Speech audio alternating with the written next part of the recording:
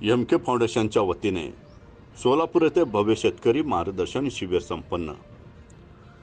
MK. फाउंडेशनचे संस्थापक अध्यक्ष तथा सागर सिमेंटचे मुख्य व्यवस्थापक महादेव कोगनोरे व मित्र परिवार यांच्या वतीने आज Nirmiti lawns Nadgiri petrol pump Vijapur road Solapur येथे सेंद्रिय व जैविक शेती विषयक भव्य शेतकरी मार्गदर्शन शिबिर आयोजित करण्यात आले होते.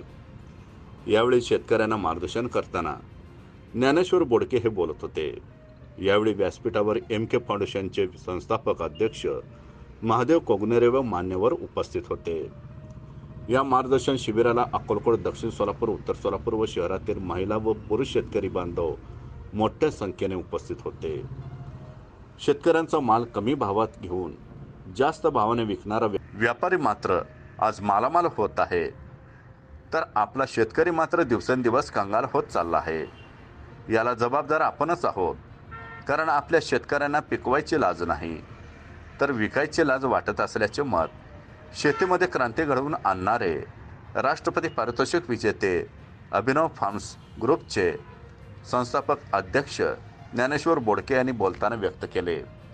पुढे बोलताना ज्ञानेश्वर बोडके म्हणाले की स्वतःच्या शेतात पिकवलेला माल शेतकरी जर स्वतः विक्री केल्यास त्याला 4 पैसे अधिक मिळेल, कारण आज एकही बाजार समिती शेतकऱ्यांच्या हितासाठी नाहीत. आता शेतकऱ्यांना बदलावे लागेल. शेतकरी हा 140 कोटी जनतेचा अन्नदाता आहे. सध्याच्या शेतकऱ्यांनी शेती करण्याचे पॅटर्न बदलले पाहिजे. कायम रोजगार मिळविण्यासाठी काय करता येईल याचा विचार करून शेती करणे गरजेचे आहे. आता इतरांसाठी नाही तर शेतकरी आता स्वतःसाठी जगला पाहिजे. चपला एसीमधून खरेदी करता आणि पोटात जाणारा भाजीपाला मात्र रस्त्यावरून खरेदी करता. सध्या रासायनिक शेती घातक शेती बनत आहे. सध्या जैविक व विषमुक्त शेती करणे ही काळाची गरज आहे. एक आई घरात आणि एक गाय देशी दारात असेल तर आपला देश सुजलाम सुफलाम बनण्यास उशीर लागणार नाही. म्हणून दूध, चहापत्ती आणि साखरेचा चहा पिऊ नका. गवती चहा पिऊन निर्व्यसनी जीवन जगण्याचा सल्ला यावेळी शेतकरी बांधवांना दिला. यावेळी एम.के. फाउंडेशनचे संस्थापक अध्यक्ष महादेव कोगनोरे बोलताना म्हणाले की सागर सिमेंटच्या माध्यमातून आणि मला मिळालेल्या मानधनावर मी समाजातील गरीब गरजू लोकांपर्यंत पोहोचून मी माझे समाजकार्य सुरू ठेवले आहे.